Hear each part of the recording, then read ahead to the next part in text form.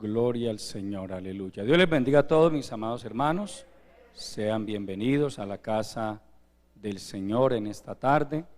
Saludamos también a todos los que nos ven a través del canal Refugio para el Alma TV. Saludo de una manera especial a quienes vienen por primera o segunda vez. Nos alegramos mucho de verles en este lugar que es casa de Dios y puerta del cielo, aleluya.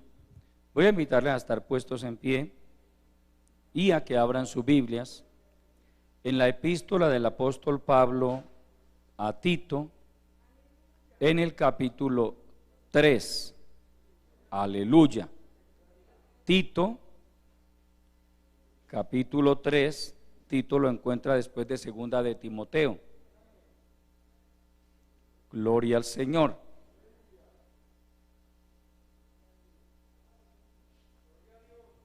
Capítulo 3,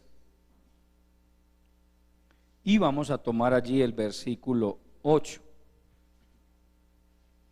Dice la palabra del Señor lo siguiente: palabra fiel es esta, y en estas cosas quiero que insistas con firmeza, para que los que creen en Dios procuren ocuparse en buenas obras.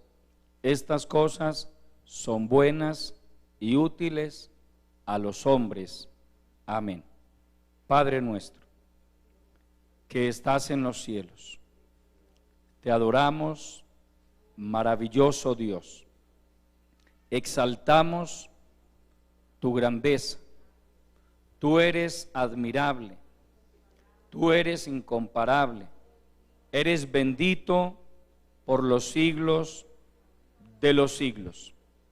Mil gracias te damos, Señor, por la vida, por la salud, por esta salvación tan grande que tú nos has dado, por habernos traído al conocimiento de la verdad.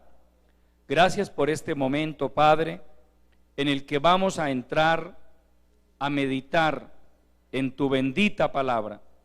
Pedimos tu bendición y la asistencia de tu Santo Espíritu, que sea Él dando la palabra y aplicándola en lo profundo de cada corazón.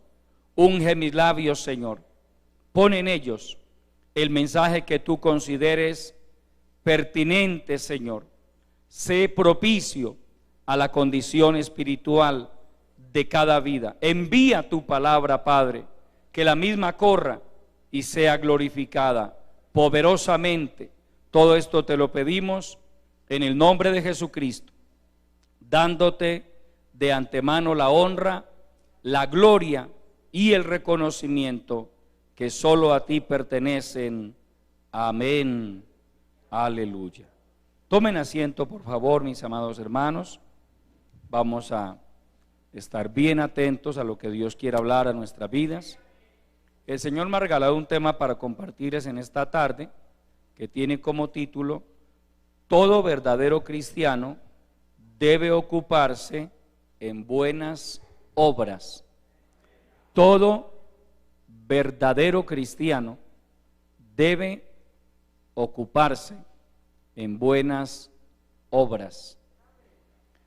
Una de las enormes diferencias entre el evangelio y la religión tradicional es que el evangelio es práctico. El evangelio conduce a las personas a cambios reales. La gente tiene religión, pero no hay un cambio de vida. El borracho tiene religión. El que va y se gasta su dinero con rameras por allá en burdeles, tiene religión. El que se gasta su sueldo consumiendo marihuana, tiene religión. No vaya a creer que el vicioso es vicioso porque no tiene religión. Tiene religión y dicen creer en Dios.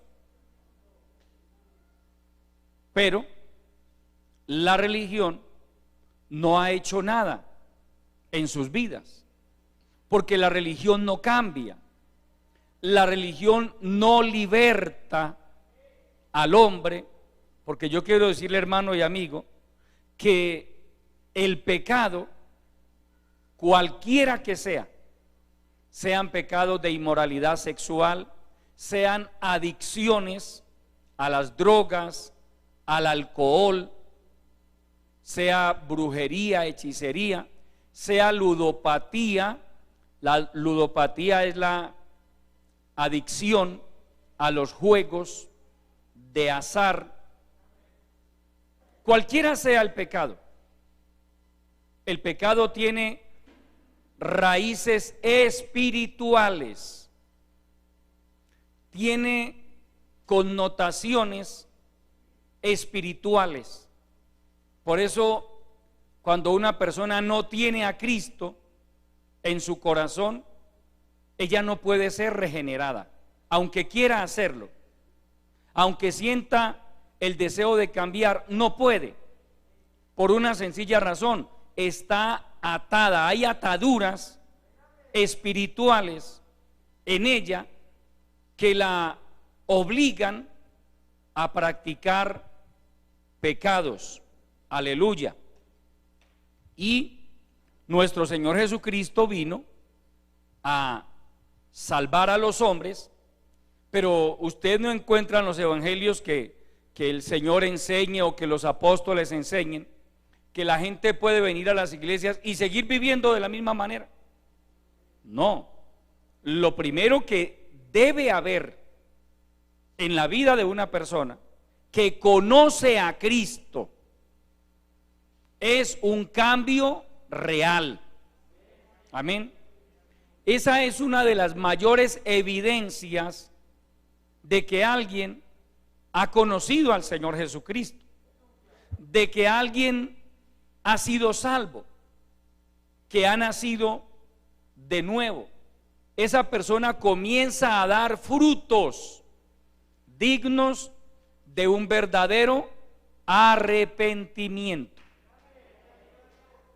Ya el borracho no vuelve a beber, ya el adúltero, el fornicario no vuelve a practicar esos pecados. El drogadicto, hermano, tenemos testimonios de personas que vinieron a la iglesia con problemas de drogadicción desde su niñez, desde la niñez. Hay quienes nos han dicho que consumían drogas desde que eran niños. Algunos comenzaron a los 10 años de edad y llegan adultos, es decir, llevan muchos años ya en esa esclavitud de las drogas, hermano, y están en la iglesia y a los 20 días ya no consumen drogas. Amén. No hay que llevarlos a un centro de rehabilitación. No. Usted no ve al Señor Jesucristo fundando centros de rehabilitación, ni siquiera insinuándonos a nosotros, los que creemos en Él, que fundemos centros de rehabilitación. Eso no está en la Biblia. No estoy diciendo que sea enemigo de los centros de rehabilitación.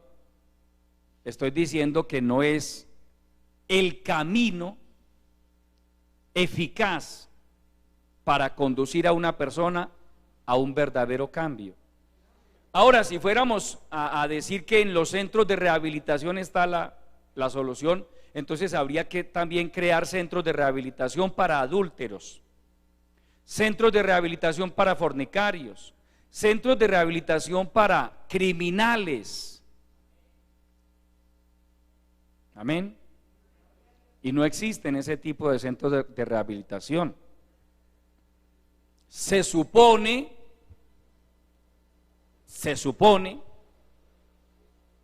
que uno de los propósitos de las cárceles, que uno de los nombres de una cárcel también es una correccional, pero allá no corrigen nada. Amén. Se supone que uno de los propósitos de una cárcel es resocializar a las personas. Pero hoy, tristemente, hablando de nuestro país, las cárceles se han convertido en grandes centros de criminalidad y delincuencia. Desde las cárceles se están cometiendo delitos de extorsión, se están dando órdenes para asesinar, se promueve la prostitución, el homosexualismo y el lesbianismo en el caso de las cárceles de mujeres. Entonces es muy difícil que una persona aquí en Colombia, puede que haya otros modelos en otros países diferentes, pero es muy difícil que aquí en Colombia una persona salga resocializada de una cárcel. No, muchos de ellos salen es con el corazón lleno de odio hacia la sociedad. Y se sabe de muchos que salen y al mes o a los 2 meses los capturan otra vez delinquiendo. Ahora la pregunta es, ¿será que los de las cárceles no tienen religión? Claro que tienen religión. Pero está comprobado, hermano, la religión no hace nada por el hombre. El evangelio es diferente, porque el evangelio no es religión. El evangelio es un estilo de vida. Cuando usted y yo vinimos a los pies de Cristo, hermano, comenzamos un nuevo estilo de vida. Fue eso. Comenzamos a actuar diferente, a hablar diferente, a pensar de una manera distinta. ¿Y qué fue lo que sucedió y ha venido sucediendo en cada uno de nosotros? Que esta palabra maravillosa, el hecho de escucharla, hermano, comienza a generar en la persona cambios reales, al nombre de Cristo. Es la palabra de Dios, amado hermano, que es viva y eficaz. Entonces, Pablo nos dice en este texto que hemos tomado, verso 8 del capítulo 3, palabra fiel es esta, y en estas cosas quiero que insistas con firmeza, para que los que creen en Dios procuren ocuparse en buenas obras. Mire el detalle, amado hermano. Es los que creen en Dios. Dios no espera que el impío procure ocuparse en buenas obras, porque el corazón de ellos está lleno de maldad, como un día el corazón de nosotros estuvo lleno de maldad. Ahorita lo vamos a mirar también por la palabra. Pero Pablo, inspirado por el Espíritu Santo, dice que los que creemos en Dios, los que hemos abrazado el evangelio, debemos ocuparnos en buenas obras. Ahora, Pablo le está pidiendo esto a Tito, uno de sus grandes discípulos, uno de sus grandes colaboradores, a quien había dejado en la isla de Creta. La isla de Creta es una de las 5 islas más grandes que hay en el Mediterráneo. Cuando usted estudia el libro de los Hechos de los Apóstoles, que registra los 3 viajes misioneros de Pablo, Pablo no va a Creta. Pablo termina, o mejor, el libro de los Hechos termina registrando el 3er viaje misionero de Pablo, que lo lleva a Roma, y allí queda Pablo en una cárcel. ¿Qué es lo que se sobreentiende entonces? Que cuando Pablo sale de la cárcel en Roma, en su primer encarcelamiento, él padeció al menos 2 encarcelamientos en Roma, porque también antes de ir a Roma estuvo preso en Cesarea de Filipo. Pero en el primer encarcelamiento que Pablo sufrió en Roma, salió de allí y comenzó nuevamente a viajar por algunos lugares del mundo. Entre ellos se cree que también fue a España. Pero me quiero centrar en la obra que él hizo en Creta, en la isla de Creta. Pablo viaja a Creta y lleva como colaborador a Tito. Entonces usted lee en el capítulo 1 de esta epístola, lea por favor el capítulo 1, leámoslo desde el verso 1 en adelante para tomar la idea completa.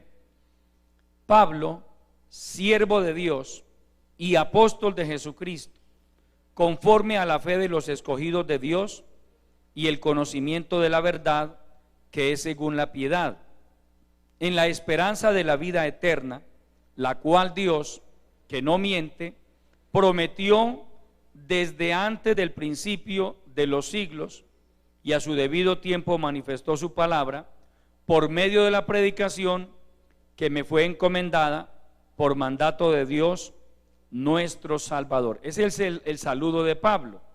¿A quién va dirigida la carta? Verso 4. A Tito, verdadero hijo en la común fe, gracia, misericordia y paz de Dios Padre y del Señor Jesucristo nuestro Salvador. Verso 5. Por esta causa te dejé en Creta, para que corrigieses lo deficiente y establecieses ancianos en cada ciudad, así como yo te mandé. Mire, amado hermano,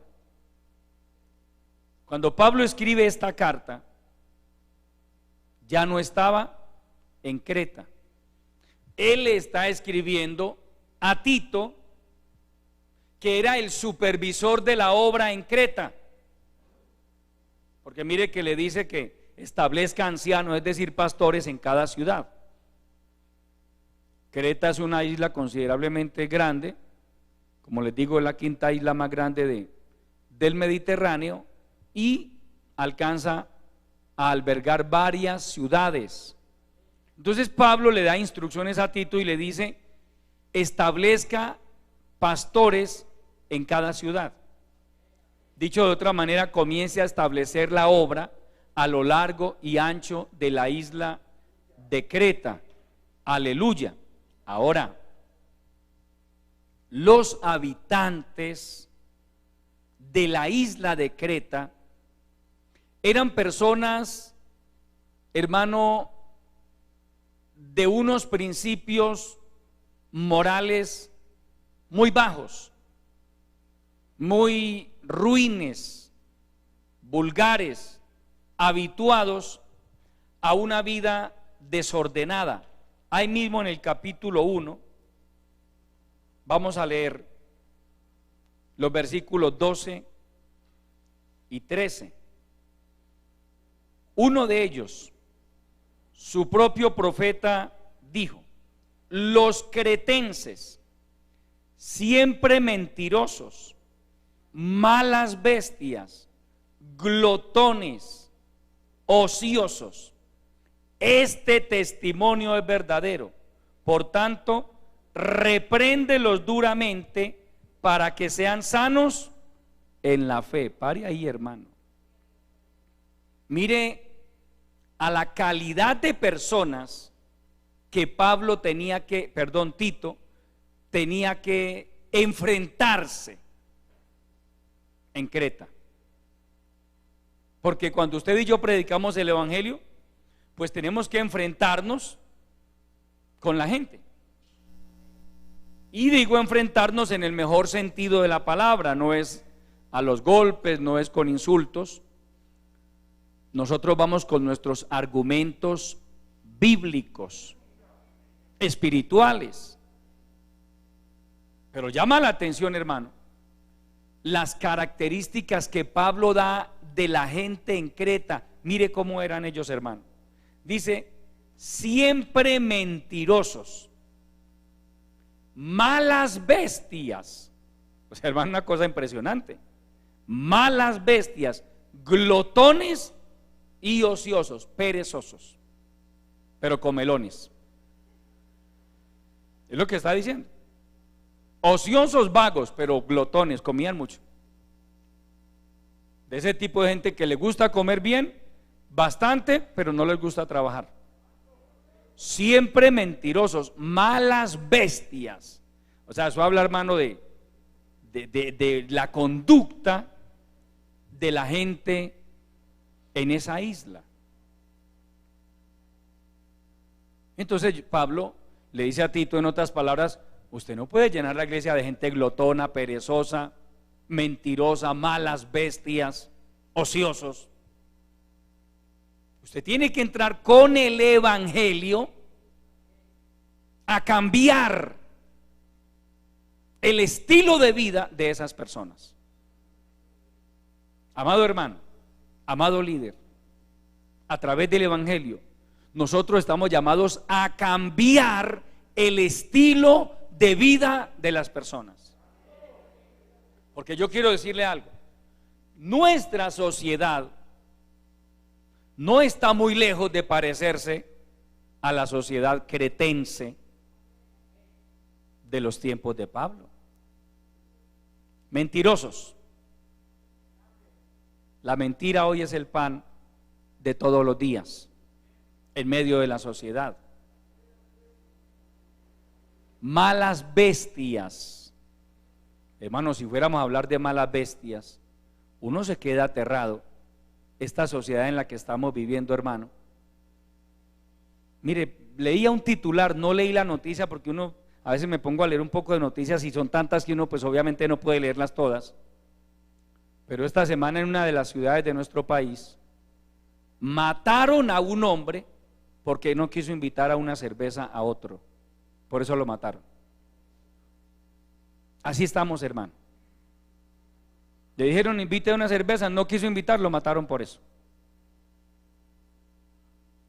Y podríamos hablar de tantas cosas, hermano, de tantos hechos de intolerancia. Hoy se le quita la vida a una persona por cualquier tontería.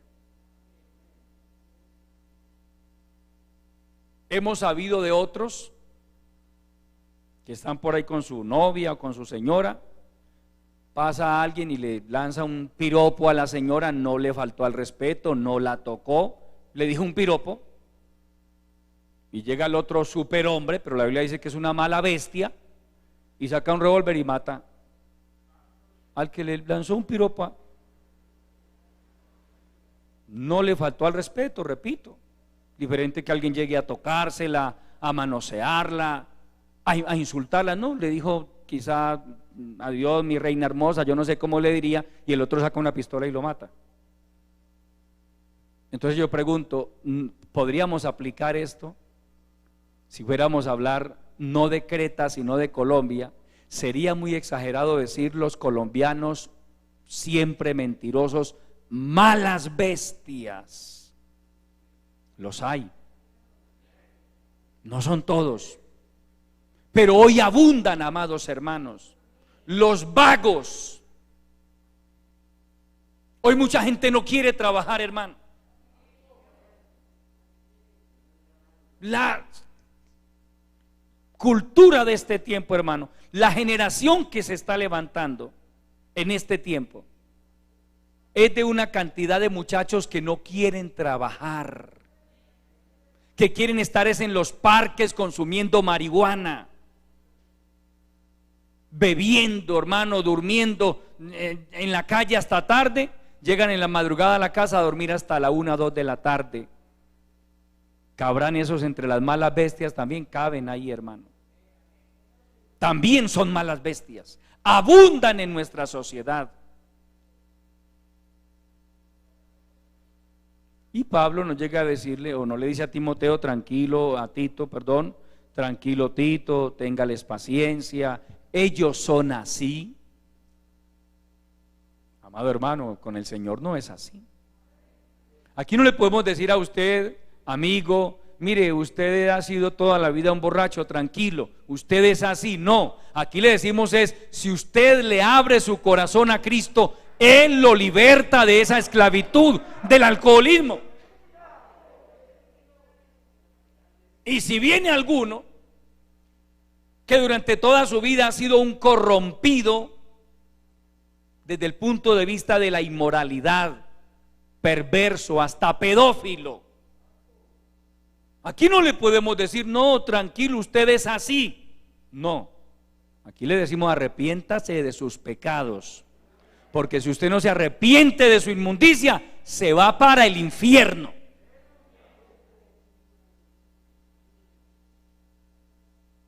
¿Y qué dice la palabra aquí? Pablo le dice a Tito, repréndelos duramente para que sean sanos en la fe.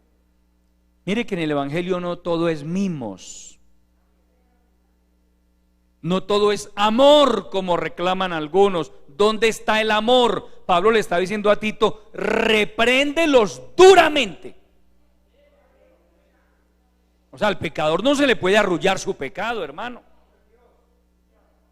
Si usted de verdad está aquí porque quiere agradar a Dios, no le podemos arrullar su pecado. Podemos ayudarle, podemos orar por usted. Y si está endemoniado, le ministramos liberación en el nombre de Jesucristo también. Pero no le podemos arrullar su pecado, porque esto es la iglesia de Cristo. Esto no es la plaza de mercado. Esta no es la zona de tolerancia de un pueblo. Esto es la iglesia de Jesucristo. Y el que quiera buscar a Dios, bienvenido. Siéntese a escuchar la palabra. Déjese tratar por Dios a través de su palabra. Al nombre de Cristo. Dice, hermano, que los cretenses eran mentirosos, malas bestias, glotones y ociosos. En otras palabras, eran rudos, salvajes, astutos y voraces. Aleluya. La misión del evangelio, amado hermano, apaguemos los celulares por favor, hermano, que estamos en el culto. Pongámoslo en silencio por favor. La misión del evangelio es cambiar las costumbres corruptas, perversas e inmorales de aquellas personas que están dispuestas a buscar a Dios y convertirlas en hombres y mujeres que amen a Dios. Lean el capítulo 2 de esta segunda epístola del apóstol Pablo a Tito, capítulo 2. Leamos desde el verso 11 en adelante. Porque la gracia de Dios se ha manifestado para salvación a todos los hombres, enseñándonos que renunciando a la impiedad y a los deseos mundanos, vivamos en este siglo sobria, justa y piadosamente, aguardando la esperanza bienaventurada y la manifestación gloriosa de nuestro gran Dios y Salvador Jesucristo, quien se dio a sí mismo por nosotros para redimirnos de toda iniquidad y purificar para sí un pueblo propio, celoso de buenas obras. Dice, amado hermano, que la gracia de Dios se ha manifestado para salvación a todos los hombres. Es decir, si todos los hombres quisieran ser salvos, podrían ser salvos. En el cielo hay cupo para todo el mundo, hermano. No crea que Dios está encartado allá diciendo, se me está convirtiendo mucha gente y qué voy a hacer, dónde los voy a acomodar. Allá hay cupo para todo el mundo, hermano. Es más, Pablo también dice en su primera carta a Timoteo que él quiere que todos los hombres sean salvos y vengan al conocimiento de la verdad.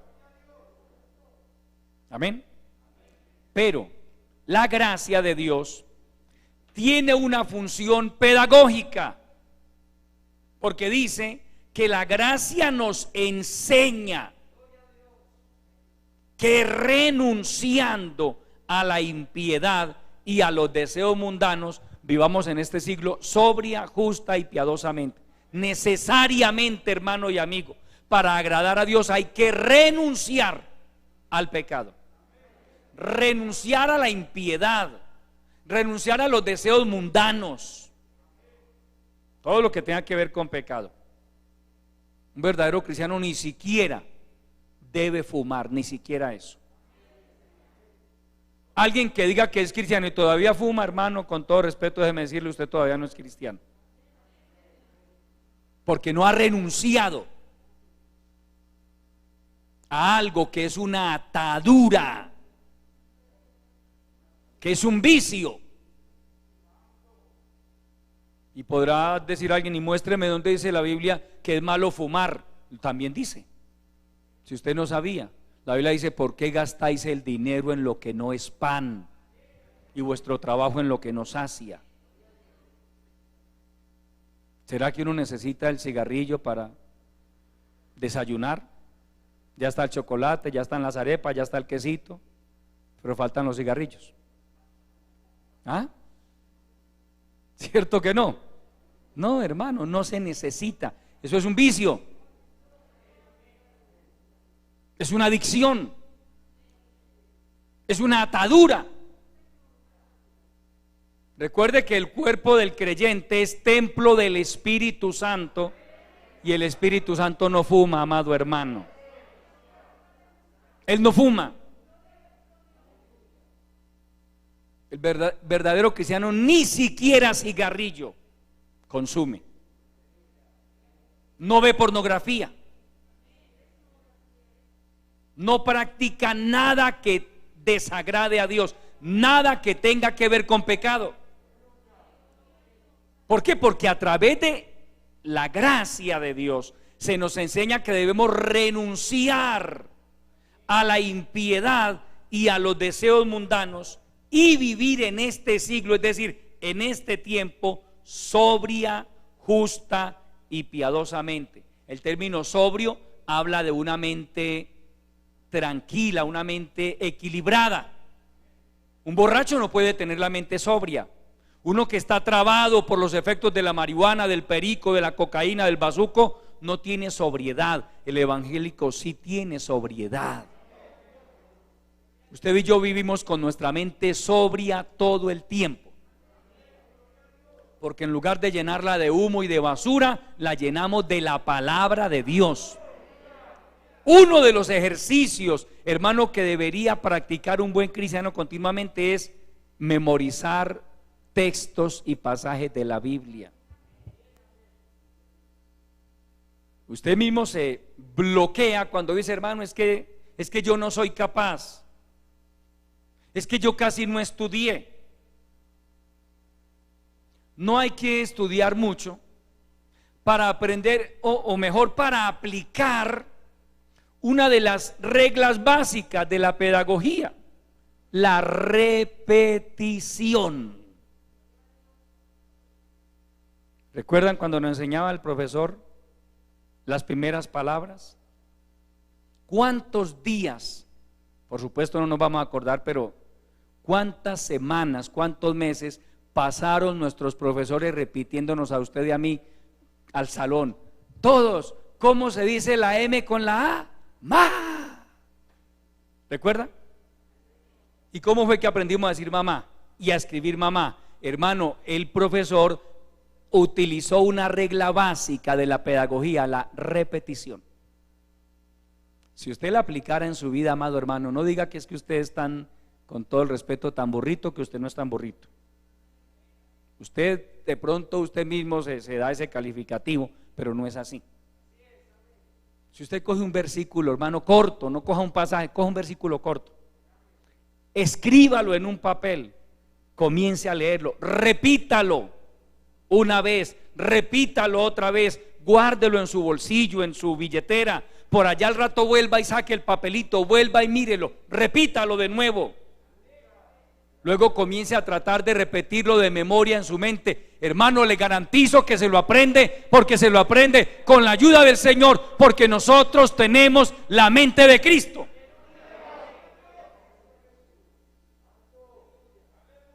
Amén. Porque la gracia de Dios se ha manifestado para salvación a todos los hombres,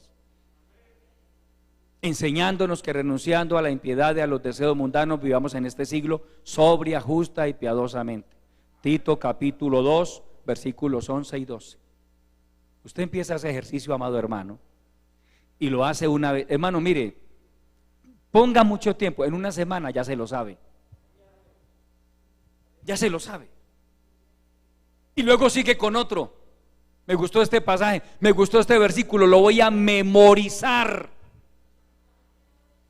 Y le pide en oración: Señor, dame sabiduría para aprender tu palabra. Entonces mire que no hay que llenar, ya nosotros no llenamos la cabeza de humo, de marihuana. No, es con la palabra. Usted lo puede hacer, que no lo haga es otra cosa. Que no se haya propuesto hacerlo es otra cosa, pero de que puede, hermano, se puede. Porque mire, hermano, lo que nos dice, que la gracia de Dios se ha manifestado para salvación a todos los hombres. Usted y yo somos salvos por gracia, porque por gracia sois salvos por medio de la fe. Y esto no de vosotros. Yo no soy salvo, hermano, que es que yo era tan buena persona, hermano, que nací siendo salvo. No, hermano. Todos nacimos con esa naturaleza del pecado dentro de nosotros, con la semilla del pecado dentro de nuestra naturaleza. Fue cuestión de unos añitos para que comenzáramos, hermano, a exteriorizar esa naturaleza pecaminosa. Por eso usted ve que los niños comienzan a crecer y comienzan a manifestar unos rasgos de personalidad. Entonces la gente empieza a relacionarlos igualito al abuelo, igualito al papá, igualito al tío fulano de tal. Está diciendo, esa naturaleza de ese familiar está en él también, su forma de ser. Y usted ve niños, hermanos, bebecitos y groseros, y hacen esa cara así, hermano. ¿Se imagina grande ese muchacho? Mire qué tremendo. Ese niño todavía no es consciente del bien y del mal, pero ya está manifestando: dentro de mí hay un monstruo que con el paso del tiempo va a ir desarrollándose. Pero llega la gracia de Dios, hermano, y a través de esta palabra Dios mata al monstruo.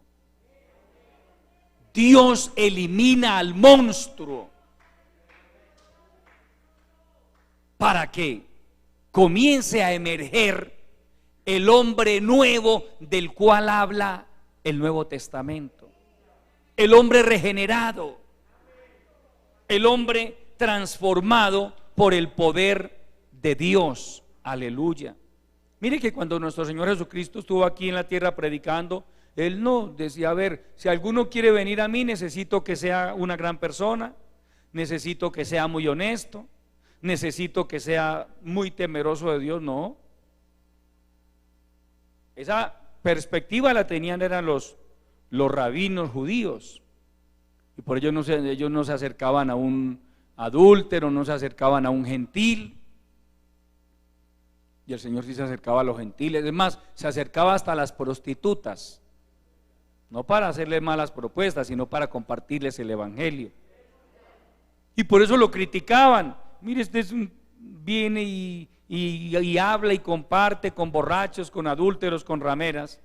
Y él un día le dijo: sí, yo lo hago.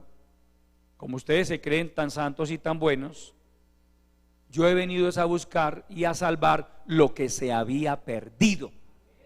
Los que están sanos, no porque estén sanos, sino porque se creen sanos, no tienen necesidad de médico, son los enfermos. Y Él vino a buscar a los enfermos, a aquel que es consciente de que su condición espiritual no es la mejor. Aquel hombre, aquella mujer que es consciente de que el pecado ha hecho estragos en su vida, en su familia. Esa persona es una candidata para entrar al reino de los cielos. Escucha la palabra, cree en el evangelio y es salva. Ahora debe empezar a poner la palabra por obra en su vida. Aleluya, gloria al Señor. Entonces mire, amado hermano, que a través del Evangelio nosotros volvemos a recuperar una cantidad de principios que habíamos perdido. Estamos, hermano, en la sociedad de los antivalores. Dios dijo: no cometerás adulterio. La sociedad dice: qué cuento, hermano, vamos a adulterar, vamos a corrompernos. Y usted ve cómo están. No matarás. Mire la sociedad, matándose los unos a los otros. Todo lo que Dios dijo, no hagan esto, el hombre dice: claro que lo vamos a hacer. Antivalores. Pero la función de la iglesia es recuperar esos valores. Y para la gloria del Dios Todopoderoso, a través de los siglos, amado hermano, la iglesia ha venido, hermano, recuperando y manteniendo valores dentro de esta sociedad, hermano. Usted estudia, por ejemplo, la historia de la ciudad de Corinto en el primer siglo. Hermano, cuando Pablo llegó a Corinto, Corinto era una ciudad corrompida, hermano. Para ponerlo en contexto, hoy por hoy se dice que Las Vegas, en Estados Unidos, es la capital mundial del pecado. Así llaman a Las Vegas. Allá se le rinde culto a la inmoralidad, a todo lo que tenga que ver con desenfreno. Pues Corinto era una de las capitales del pecado en la antigüedad. A esa ciudad llegó Pablo a predicar el evangelio. Y mire que a veces nosotros cometemos el error: no, hermano, esa persona tan corrompida, ¿qué se va a convertir? Ese tan malo. Y es que usted era muy bueno. ¿Ah? A veces se nos olvida dónde nos sacó el Señor, hermano. Es más, se nos olvida lo que dice la palabra, que Él vino a buscar y a salvar lo que se había perdido. Ese ya está perdido. Cristo lo puede salvar. Y usted ve en Corinto, hermano, una iglesia. Obviamente Pablo trabajó varios años allí predicando el evangelio, pero después de esos años usted se encuentra con una iglesia, hermano, numerosa, que poseía los dones del Espíritu Santo, pero que seguía luchando contra prácticas y costumbres de esa ciudad. Pero poco a poco la iglesia en Corinto fue ganando terreno y fue recuperando almas para el reino de los cielos. Dicho de otra manera, fue rescatando los valores. En ciudades como Corinto, como en Atenas, hermano, lo más común era la fornicación, el adulterio, la pedofilia, hermano, eso era el pan de cada día. Esa gente era corrupta en extremo. Y ahora viene Pablo a través del evangelio a decirles: ¿no sabéis que los pecadores no entrarán al reino de los cielos? No erréis, ni los adúlteros, ni los fornicarios, ni los idólatras, ni los borrachos, ni los maldicientes, ni los estafadores, ni los que se echan con varones, ni los afeminados. Mire que, hermano, les dio fue en la cabeza, hermano. En esa época, hermano, era común las relaciones homosexuales, eran muy comunes. Y Pablo les da, hermano, donde hay que darles. Ellos no heredan el reino de los cielos. Y luego les dice: y esto erais algunos. Muchos de ustedes, le está diciendo, los que hoy hacen parte de la iglesia, eran de esa gente. Pero ya habéis sido regenerados, ya habéis sido limpiados, ya habéis sido santificados. ¿Sí ve? Si fuéramos a hablar de lo que éramos nosotros, ay, hermano, por Dios. Antes de conocer a Cristo, cada uno de nosotros tiene su historia. Si nos paráramos aquí, hermano, venga usted, cuéntenos qué era usted, qué hacía, hermano, usted. Hermano, nos quedaríamos boquiabiertos escuchando a más de uno. Hay una cantidad de historias secretas por ahí, hermano. Pero aplica, y esto erais algunos. ¿Por qué ya hoy nuestra vida se conjuga en pasado? Porque la gracia de Dios, hermano,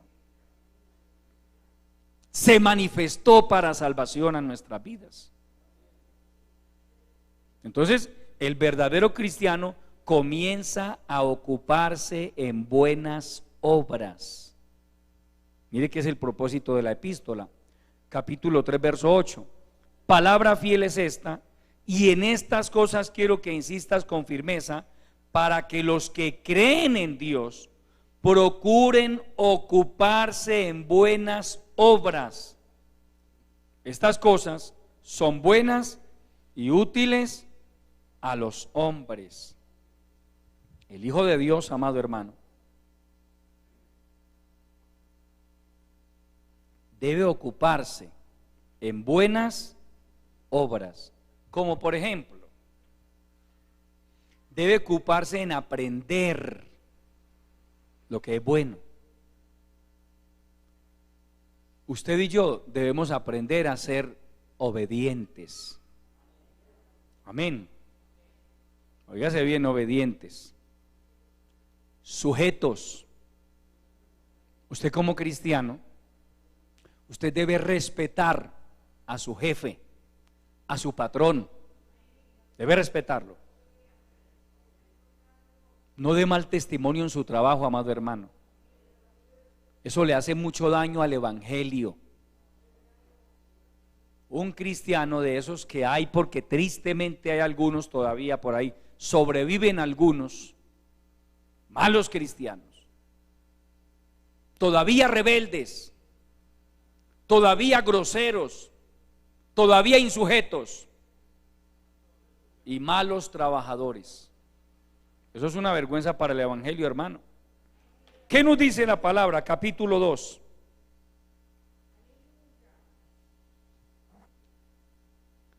Leamos desde el verso 8. Palabra sana e irreprochable, de modo que el adversario se avergüence y no tenga nada malo que decir de vosotros. Exhorta a los siervos, en este caso a los empleados, a que se sujeten a sus amos, que agraden en todo, que no sean respondones, no defraudando, sino mostrándose fieles en todo, para que en todo adornen la doctrina de Dios nuestro Salvador.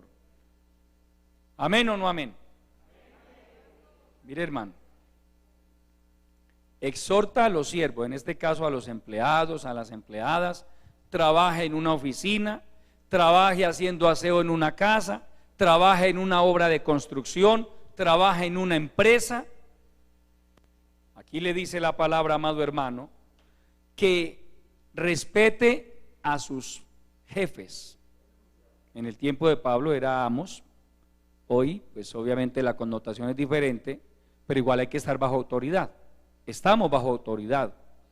Que no sean respondones. Oiga, hermano, y uno oye por ahí a veces algunas quejas de hermanitas respondonas en los lugares donde trabajan, de hermanos respondones. Esperemos que aquí no haya ninguno. Amén. Se ponen a pelear con el jefe, con la patrona. ¿Qué dice Pablo? Que eso no adorna la doctrina de Dios, hermano.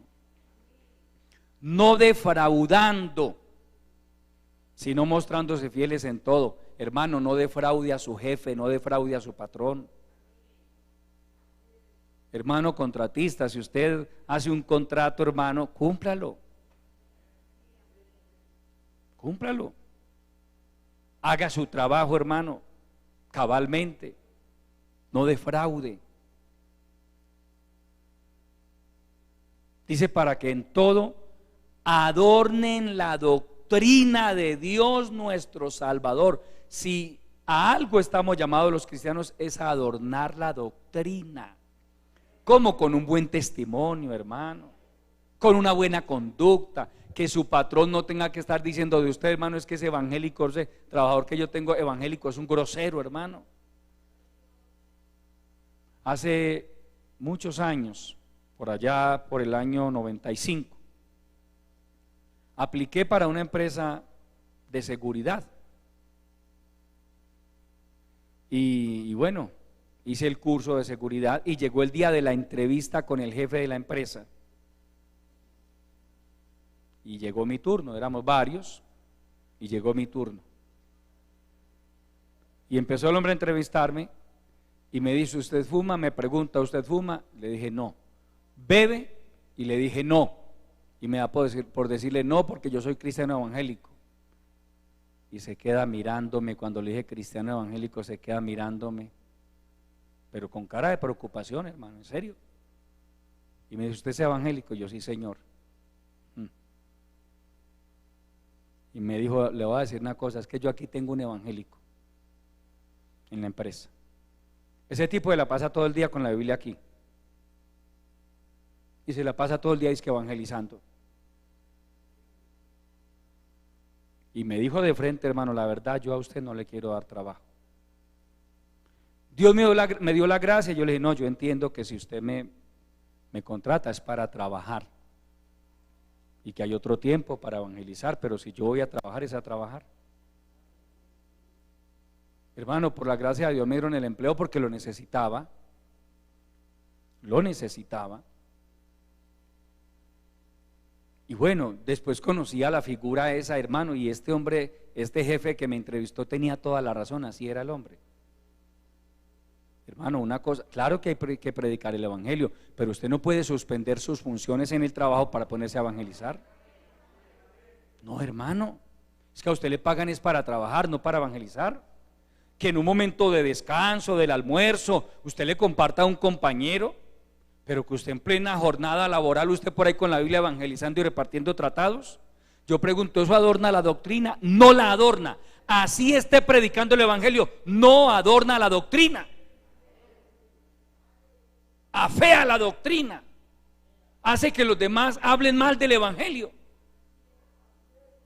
La Biblia dice que hay un tiempo para todo y hay un tiempo para trabajar. Y en ese tiempo usted debe preocuparse por cumplir con su jornada laboral, por hacer su trabajo con excelencia. No sea mediocre en su trabajo, hermano. Hágalo con excelencia. Hágalo bien. Hágalo para la gloria de Dios. Usted con eso adorna la doctrina. Pero hermano, es tan triste escuchar a veces que haya cristianos que son malos en el trabajo, que sus jefes se quejan de ello, hermano. Ese evangélico es mal trabajador, es grosero. Mire que a través de la palabra, hermano, Dios trata todas esas áreas, hermano, todo. ¿Sí ve por qué le digo que el evangelio es práctico? Porque es que, hermano, aquí es diciendo y haciendo. Digo aquí con el Señor.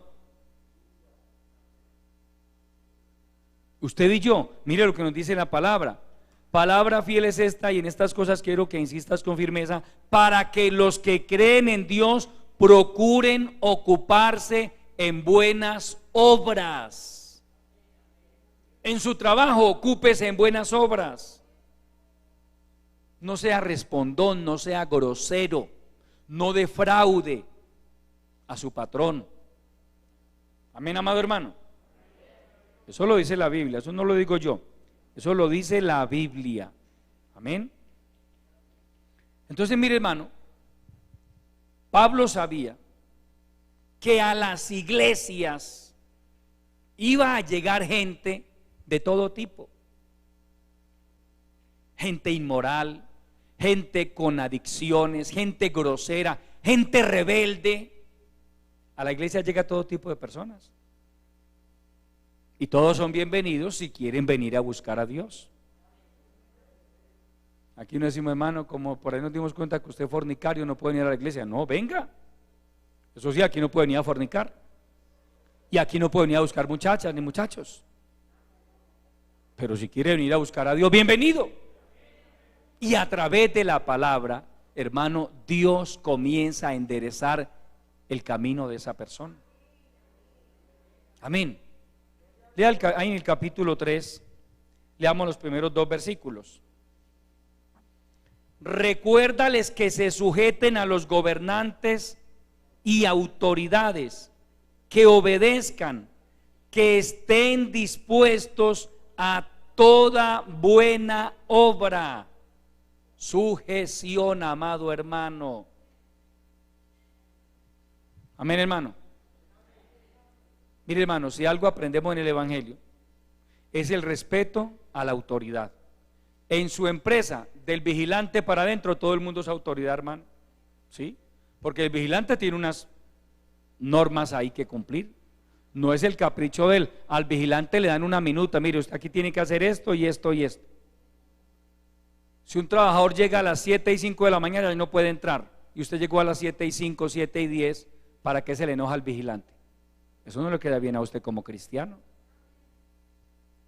Si el vigilante le dice, es que yo estoy cumpliendo órdenes, él está cumpliendo órdenes, él está bajo autoridad. ¿Le quedará bien a un cristiano enojársele al vigilante? No le queda bien. Si usted va en un vehículo y usted comete una infracción y llega la gente de tránsito, ¿no ve las escenas que están viendo hoy en día? Gente agrediendo a los agentes de tránsito. Que no vaya a ser usted ese amado hermano. Y que usted a mí no me va a hacer ese comparendo. Hermano, si cometió la infracción, pues le tienen que hacer el comparendo. Amén. Es que nos toca, hermano. Si yo cometo una infracción de tránsito, pues hermano, y la gente viene a hacerme el comparendo, pues ¿qué vamos a hacer? ¿Me toca pagarlo? Así aprendemos. Si algo nos duele a los seres humanos es que nos toque en el bolsillo, hermano. Le puede doler más que le toque en el bolsillo a que le insulten la mamá. ¿Cómo va a aprender? Yendo a hacer el curso y pagando el comparendo. ¿Por qué se le va a enojar al guarda de tránsito? Es una autoridad. Usted y yo debemos reconocerlo como una autoridad. Que él está abusando de la autoridad, ya eso es problema de él, hermano, con Dios. Pero usted sométase a la autoridad. Pablo lo enseña muy claro, hermano, en su carta a los romanos: sométase toda persona a la autoridad, porque no hay autoridad sino de parte de Dios. Y las que están establecidas por Dios han sido establecidas, de modo que si alguno resiste a la autoridad, óigase bien, a lo establecido por Dios resiste. Y los que resisten se meten en problemas, porque dice la palabra, acarrean condenación. Entonces si ve que al cristiano, a los hijos de Dios, hermano, nos va mejor sujetándonos. A donde quiera que usted llegue hay autoridades. Llega al colegio, la primera autoridad que se encuentra es el portero, luego el profesor, luego el coordinador, luego el rector, pero allá va a haber autoridades. Llega a la empresa, hay un supervisor, hay un jefe de producción, hay un gerente, hay un jefe de planta. A donde quiera que lleguemos hay autoridades. Y dice la Biblia que han sido establecidas por Dios. Entonces cuando usted llega a enfrentarse a la autoridad y a decirle, no, yo no voy a hacer lo que usted me diga, la Biblia dice que usted se está metiendo en problemas con el autor de la autoridad, hermano. La mayor autoridad en el universo es el Dios Todopoderoso. Y Él ha delegado autoridades. El alcalde es una autoridad, el inspector de policía es una autoridad, el policía es una autoridad, el supervisor es una autoridad. Amén. Dentro de la iglesia también está la figura de la autoridad. Y yo debo aprender a someterme a mis autoridades. Amén. Hay autoridades. Desde el ujier es una autoridad. En ese punto donde él está prestando un servicio es una autoridad. Cuando usted es grosero con el ujier, usted está resistiendo a la autoridad. El ujier está cumpliendo con unas reglas ahí. Hermano, por aquí no me deje pasar a nadie. Le dieron esa orden. No, que usted qué me va a decir a mi hermano, que yo llevo muchos años en esta iglesia. Está luchando contra lo establecido por Dios, autoridad. Ese principio de la autoridad, hermano, no es negociable. Sometámonos. Hermano, que es que no me cae bien ese hermano que pusieron de líder. Problema suyo con Dios. Usted verá si se somete o no se somete. Es que la autoridad no, yo no me debo someter a la autoridad es porque él me cae bien o me cae mal, no, es porque es la autoridad, punto. Punto. ¿Sí ve? Es un principio bíblico. Y usted y yo debemos ocuparnos en esas cosas, en aprender a reconocer las autoridades, someternos a ellas. Los que resisten la autoridad resisten lo establecido por Dios y acarrean condenación, es decir, acarrean problemas con Dios, hermano. La rebeldía nunca, nunca le traerá bendición a nadie, hermano, a nadie. A nadie. Usted se puede rebelar contra el pastor, contra el presbítero, contra el líder, contra el ujier, pero usted, hermano, va a tener problemas no con el pastor, no con el presbítero, no con el ujier, sino con el Dios Todopoderoso. Amén. Entonces, cuando yo aprendo ese principio, yo no tengo problemas con el Señor. Yo me someto a la autoridad. Yo obedezco. Al nombre de Cristo. Aleluya. Pablo también dice, ya vamos a terminar con este último punto porque el tiempo se nos fue, que los creyentes de Creta, o los habitantes de Creta, tenían otro problema, capítulo 3, verso 2. Que a nadie difamen, que no sean pendencieros, sino amables, mostrando toda mansedumbre para con todos los hombres. Oiga, hermano, los creyentes de Creta, o mejor la gente de Creta, eran difamadores. Ojo con eso. Difamar es desacreditar a una persona, es hablar mal de ella. Aparecen por ahí difamadores en las iglesias a veces, hermano. Hablan del hermano tal, hablan del hermano tal, y hermano, hablan de todo el mundo, son difamadores. La difamación es pecado. Es más, es un delito. Porque la difamación es prima hermana de la calumnia. Y en Colombia la calumnia es un delito. Si a usted lo llegaran a demandar por injuria y calumnia, y las pruebas que le presenten al juez son reales, a usted lo condenan de 4 a 5 años de cárcel y a pagar una multa como de unos 12 milloncitos de pesos, no es mucho, tranquilo. Entonces mejor que tenga la lengüita quieta, hermano. Mejor que mantenga la lengüita por allá bien adentro, si es posible, métasela por acá, pero no deje que su lengua lo ponga a meterse en problemas, hermano. Que gente difamadora. Y sí, hermano, y ese hermano es esto y esto y esto y aquel. Y de pronto se mete en problemas porque a usted un juez le va a decir, hágame el favor y me demuestra que esa persona es esto. No, que es que a mí me pareció, cometió un delito, pague. Desde el punto de vista civil y legal, desde el punto de vista bíblico es pecado, es un pecado. Éxodo 20:16 dice, no hablarás mal contra tu prójimo, no hablarás contra tu prójimo falso testimonio. Eso es difamar. Es decir, ese hermano es un ladrón. ¿Le consta? No, por ahí dicen. No, eso no es que por ahí digan, hermano. Si no le consta, si no tiene evidencias, cierre la boca, hermano, no se meta en problemas. Dice la palabra que no sean difamadores, que no sean pendencieros, peliones. Es eso, hermano. Un pendenciero es aquella persona que tiene inclinación por los enfrentamientos, las peleas, las riñas, la contienda, hermano. Hay gente pendenciera, hermano, le gusta la pelea, hermano. Y se agarran hasta con la sombra, dicen por ahí.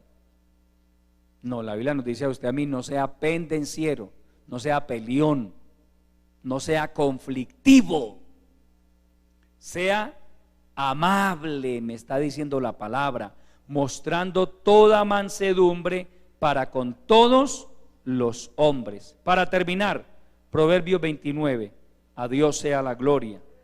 Proverbios capítulo 29. Cristo vive, aleluya.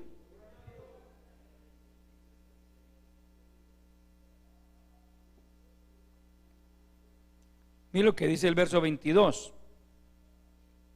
El hombre iracundo levanta contiendas y el furioso muchas veces peca. El hombre iracundo levanta contiendas, hermano. Hay gente que pelea, hermano, y con todo el mundo, si quiere, hermano, todos pelean con él, todos. Y dice que muchas veces peca. Entonces la Biblia nos dice que nosotros no debemos ser personas peleonas, agresivas, a toda hora estar discutiendo con el uno, con el otro, que a mí me respeta, que usted no me conoce. No, eso es ser pendenciero, hermano. Eso es ser un peleón. Y lo contrario a ser un pendenciero es ser amable, bondadoso y humilde. ¿Sí ve por qué nos dice, hermano, la palabra, que todo verdadero cristiano debe ocuparse en buenas obras? ¿Usted cree que le cae bien al evangélico por ahí en la cuadra, sí, gritando, hijo del diablo, maleado? No, hermano, eso no le queda bien a usted, hermano.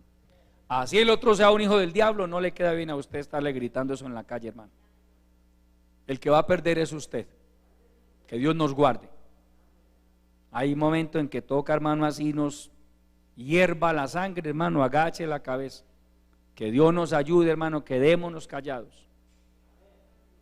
Pero que no tengan que decir, hermano, ese evangélico es el que enciende las peleas en el barrio, hermano.